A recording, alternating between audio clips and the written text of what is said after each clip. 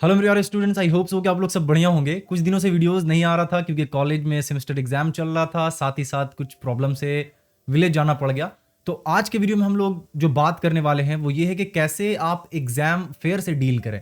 यानी हम सबको एग्जाम जब आता है तो उससे डर लगता है, बट क्योंकि ये बोर्ड एग्जाम है तो हम लोगों को बहुत ज़्यादा डर लगता है कि क्या होगा एग्जाम में, राइट। वहाँ पे हम लोग पूरा लिख पाएंगे कि नहीं लिख पाएंगे, हम लोग पास हो पाएंगे कि नहीं हो पाएंगे, जो आंसर मुझे आता होगा उस वक्त मुझे याद आएगा कि नहीं आएगा वो आंसर। तो मैं सोचा क्यों ना एक वीडियो आप लोगों के साथ शेयर किया जाए, जिससे कि मैं आपको ये चीज़ बता पाऊँ कि कैसे आप इस एग्जाम फेयर से डील कर सकें, राइट।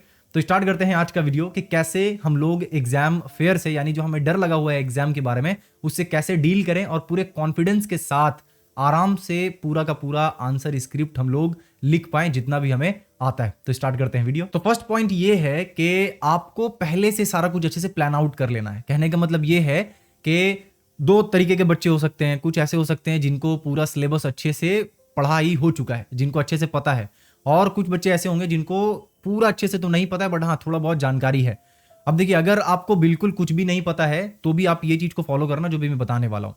जो भी डेज आपके पास बचा हुआ है वो हो सकता है 4 दिन हो, 5 दिन हो, 6 दिन हो, 7 दिन हो। इन दिनों के अंदर आप सिंपली क्या करें, सिंपली आप हर एक सब्जेक्ट का टेस्ट पेपर या फिर प्रीवियस ईयर पेपर अच्छे से देखें। अगर आप लोग बिल्कुल भी कुछ भी नहीं पढ़े हैं तो इस वक्त सिर्फ एक ही चीज करना है आपको, आराम से टेस्ट पेपर उठाइए या फिर आपका जो प्रीवियस ईयर पेपर है उसको उठाइए और उसको सॉल्व कीजिए। सॉल्व करके जो टॉपिक्स उसमें पूछा गया है एटलीस्ट उन टॉपिक्स को अच्छे से आपको कवर कर लेना है, ठीक है। ये चीज आप जरूर करके जाना। देखना कि क्या होगा जब एग्जाम में आप बैठोगे, आपको मिलेगा क्वेश्चन पेपर, तो बहुत सारा ऐसा क्वेश्चन होगा जो इन्हीं टॉपिक्स में से पूछा जाएगा। जो टॉपिक्स आप प्रीवियस ईयर पेपर या फिर टेस्ट पेपर जो इन दिनों में सॉल्व करोगे उससे उसमें होगा, राइट। वही टॉपिक से क्वेश्चन आपका पूछा जाएगा जो एग्जाम में आएगा। और जो लोग अच्छे से पढ़ चुके हैं वो भी सेम काम कर सकते हैं कि प्रीवियस ईयर अच्छे से देखें और उसमें जो भी टॉपिक्स पूछा गया है कहीं कोई टॉपिक आपका छूट तो नहीं गया, ये चीज आप जरूर अच्छे से इंश्योर कर लें।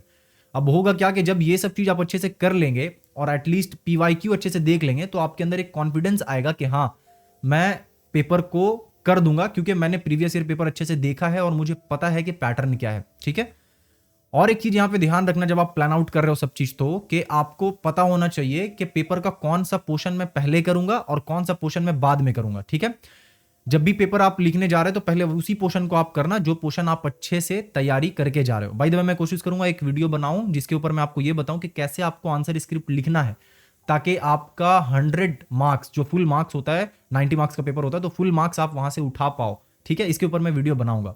तो बेसिकली कहना ये चाह रहा हूं कि आपको हर एक चीज अच्छे से प्लान कर लेना है। आपने अगर बहुत ज्यादा पढ़ा है तो उस हिसाब से प्लान करना है, आपने थोड़ा बहुत पढ़ा है तो उस हिसाब से आपको प्लान करना है। लेकिन टेस्ट पेपर और पीवाईक्यू उसको देख के टॉपिक्स जरूर आप देख लें कि हाँ जो टॉपिक्स टेस्ट पेपर में है या जो टॉपिक्स पीवाईक्यूज में है वो टॉपिक्स एटलीस्ट मेरा कवर किया हुआ है। ये था पहला पॉइंट। नेक्स्ट पॉइंट है कि मेंटेन अ राइट पर्सपेक्टिव। देखो मैं बोलना ये चाह रहा हूं इस पॉइंट से कि होता क्या है कि हमारे दिमाग में ये चीज चलने लगता है कि भाई एग्जाम आ रहा है, अब कैसे होगा, क्या होगा, अगर एग्जाम में कम मार्क्स आ गया तो क्या होगा, एग्जाम हॉल का इन्वायरमेंट कैसा होगा, मैं लिख तो पाऊंगा ना एग्जाम हॉल में सब कुछ सही से।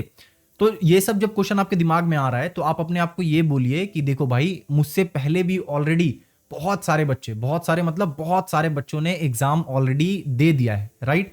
और उन लोगों का आराम से एग्जाम हो भी गया है। हमसे बहुत वीक वीक भी बच्चे थे जिन्होंने एग्जाम को बहुत ही अच्छे से निकाला है। तो ये जस्ट एक स्टेज ऑफ लाइफ है जो कि हमारा आराम से निकल जाएगा, ठीक है। इस पर्सपेक्टिव को दिमाग में रखना है ताकि पढ़ाई पे कंसंट्रेट कर पाए। होता क्या है कि जब ऐसा डर लगता है ना तो हम लोग पढ़ाई पे कंसंट्रेट ना करके हम लोग इन डर के चक्कर में पड़ जाते हैं और फिर जब पढ़ाई करते हैं तो हम लोग कंसंट्रेशन के साथ नहीं कर पाते क्योंकि हमारे दिमाग में यही चलता है कि एग्जाम हॉल में क्या होगा, टीचर कैसे होंगे, हम लिख तो पाएंगे ना। तो ये सब नहीं सोचना है। जस्ट इमेजिन करें कि भाई हमसे पहले भी लाखों करोड़ों बच्चे एग्जाम दे चुके हैं और हमसे बहुत वीक वीक भी बच्चे थे जिन्होंने आराम से एग्जाम दे दिया। तो एग्जाम में ऐसा कुछ बड़ा नहीं होने वाला है, जस्ट सिंपल सा एग्जाम होगा और ये स्टेज ऑफ लाइफ है, आराम से मैं इस एग्जाम को क्लियर कर लूंगा।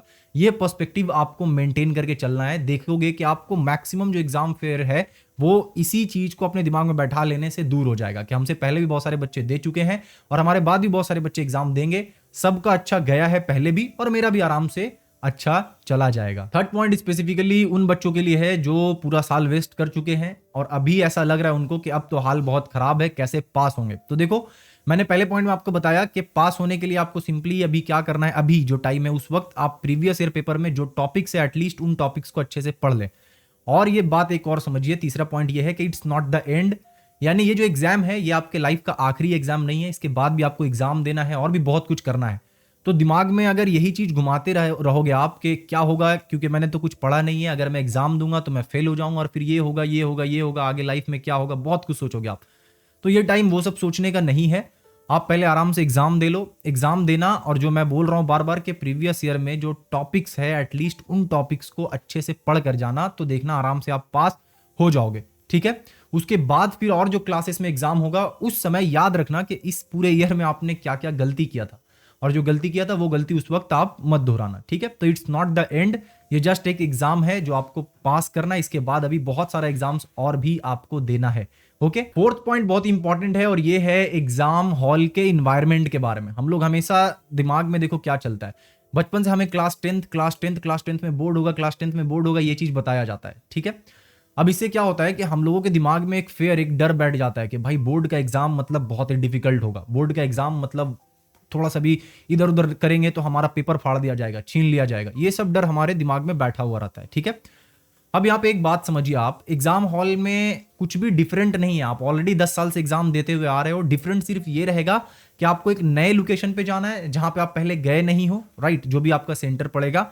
और दूसरा चीज ये है कि जो टीचर आपका गार्डिंग कर रहे होंगे, यानी जो इन्विजिलेटर्स होंगे, वो लोग नए होंगे। ठीक है, बट इसका मतलब ये नहीं है कि वो आपके साथ रूडली बिहेव करेंगे या कुछ ऐसा इन्वायरमेंट होगा जो बहुत डर लगेगा आपको, ऐसा कुछ नहीं है। आराम से शांति से अगर आप अपने पेपर पे फोकस करके लिख रहे हो, देन आपको डरने का कोई भी बात नहीं है, कहीं से कोई टेंशन लेने की बात नहीं। आराम से जाओ, आपको क्वेश्चन पेपर मिले, आराम से आप लिखो। कैसे लिखना है आंसर शीट, मैं नेक्स्ट वीडियो में आपको अच्छे से एक्सप्लेन करूंगा कि आंसर शीट को कैसे लिखें कि आप फुल मार्क्स आराम से वहां पे उठा पाए, क्या क्या गलती आपको नहीं करना है पेपर को लिखते वक्त। ठीक है, तो बेसिकली मैं ये कह रहा हूं कि एग्जाम हॉल का जो इन्वायरमेंट होगा वो बहुत ही आपके सपोर्टिव में होगा। कहने का मतलब ये है कि शोर शराबा नहीं हो रहा होगा, शांति से एग्जाम हो रहा होगा वहां पे। हाँ, अगर कुछ अनएथिकल चीज कर रहे हो आप, राइट, फर्रा लेकर जा रहे हो आप, छोटा छोटा चीट पेपर लेके जा रहे हो, तो उस वक्त तो आपकी गलती है। आप अगर पकड़ाओगे तो फिर आपको उसके लिए पनिश किया जाएगा। ओके, अब उसके लिए पनिशमेंट क्या होगा तो वो इन्विजिलेटर के हिसाब से डिपेंड करेगा। हो सकता है वो आपको फर्स्ट टाइम में बोले कि कोई बात नहीं, दोबारा मत करना ऐसा, या फिर डायरेक्टली आपसे पेपर छीन ले, आधे घंटे बाद आपको वो पेपर दे। तो कहने का मतलब ये है कि सिंपली आप पेपर पे फोकस करें, जो आता है उसको लिखें। चीटिंग वीटिंग के चक्कर में अगर आप वहां पे पढ़ते हो तो क्या होगा, दिक्कत हो सकता है। ठीक है, तो ये 4 पॉइंट आपको ध्यान में रखना है। अगर ये 4 पॉइंट आप ध्यान में रखोगे तो बेसिकली आपका एग्जाम से पहले जो डेज बचा हुआ है इसमें आप बिना डर का आराम से पढ़ाई कर पाओगे, और एग्जाम हॉल में जब आप बैठोगे तो उस वक्त भी आराम से आप टेस्ट दे पाओगे, एग्जाम दे पाओगे। अब ये जो एग्जाम फेयर है ना, वो आपका सिर्फ पहले पेपर तक ही रहेगा। ये जो एग्जामिनेशन हॉल का क्या इन्वायरमेंट होगा, इसका जो आपको डर लगा है ना कि बोर्ड एग्जाम में कहीं और जाकर बैठकर एग्जाम देंगे तो कैसा माहौल होगा, ये सिर्फ पहला पेपर जो आप हिंदी दोगे वहीं तक रहेगा। उसके बाद ये एग्जाम हॉल वाला जो डर है वो खत्म हो जाएगा, क्योंकि आप बैठोगे पहला पेपर देने, आपको समझ में आ जाएगा कि ऐसा कुछ भी नहीं है जैसा हम लोग डर रहे थे अंदर अंदर कि क्या होगा एग्जाम हॉल में। नहीं, आराम से मैं एग्जाम दे पाऊंगा। ठीक है, तो कंक्लूजन क्या है? कंक्लूजन ये है कि आप लोग ऑलरेडी बहुत समझदार हो, ब्रेव हो, और मुझे पूरा भरोसा है कि पूरे कॉन्फिडेंस के साथ आप लोग अपना पेपर को अटेम्प्ट करोगे, और जो भी आप लोगों को आता होगा वो पूरा अच्छे से आप लोग वहां पे लिखोगे। ठीक है, राइट, तो डरना नहीं है। आराम से जो डेज बचा हुआ है उसमें पढ़ाई कीजिए बिना डर का। और हाँ, अभी जो डेज बचा हुआ उसको इधर उधर वेस्ट मत कीजिए, उसको बस पढ़ाई में लगाइए। उसके बाद एग्जाम हो जाए, उसके बाद आप आराम से घूमिए फिरिए कुछ दिन तक। ठीक है, तो ये तब वीडियो कि कैसे एग्जाम फेयर के साथ डील करें। अगर कोई और क्वेश्चन आपके दिमाग में उठ रहा है तो वो क्वेश्चन आप कमेंट जाकर जरूर कर दें, मैं कोशिश करूंगा आपको वहां पे पर्सनली रिप्लाई दे दूं। ठीक है, मिलते हैं नेक्स्ट वीडियो में, तब तक के लिए अपना ढेर सारा ख्याल रखिए। Thank you.